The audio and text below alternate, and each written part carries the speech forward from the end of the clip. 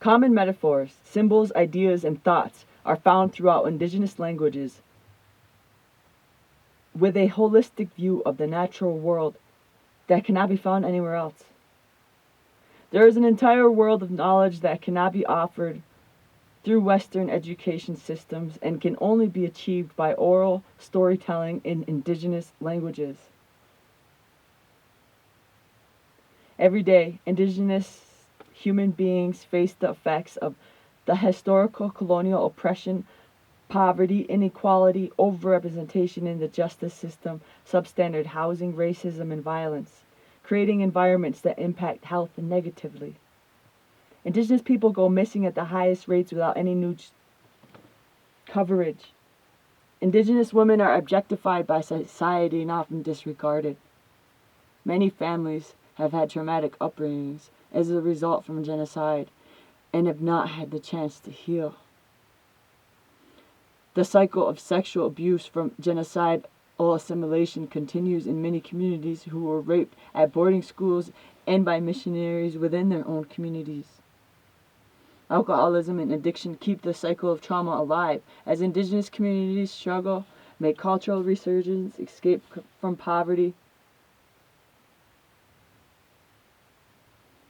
or face the effects of climate change firsthand.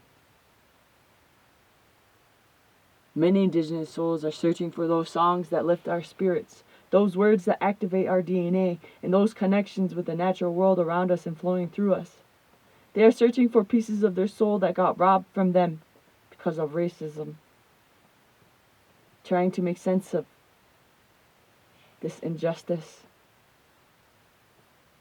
They are searching for the teachings that have been brutally stolen in order to survive these colonialistic times.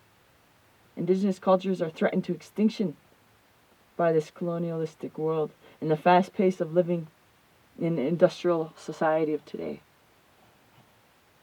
We have to create safe spaces where our communities can heal from trauma with an indigenous approach.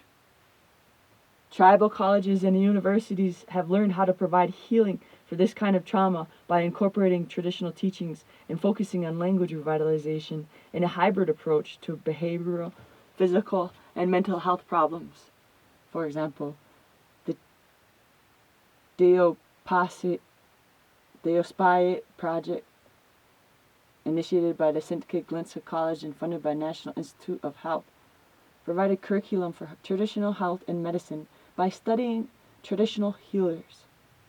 In Spirit Lake, a suicide prevention committee was formed called Wakoni Ohitika, Strong Life, that encourages a traditional Dakota lifestyle, promoting the slogan, Think Dakota.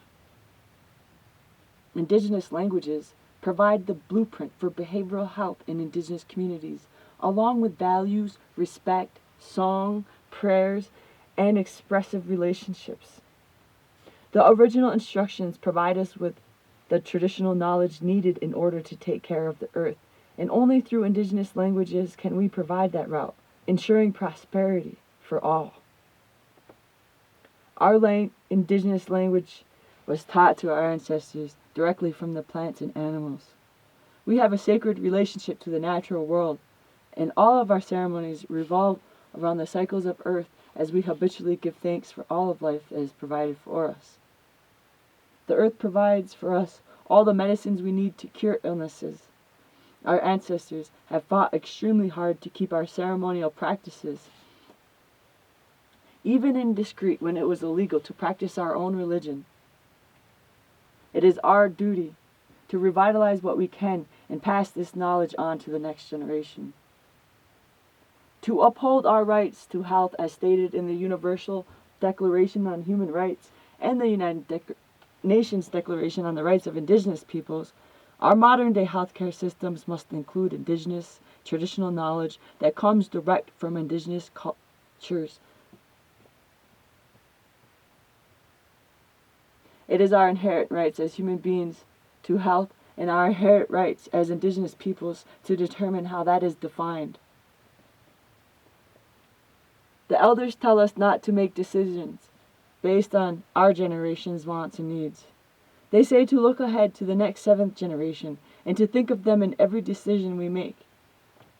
It's time we wipe the tears of assimilation and genocide and take control of our lives through healing. Our Creator has provided everything we need to create healthy and vibrant livelihoods, and we must return to the original instructions and preserve them for the next generations.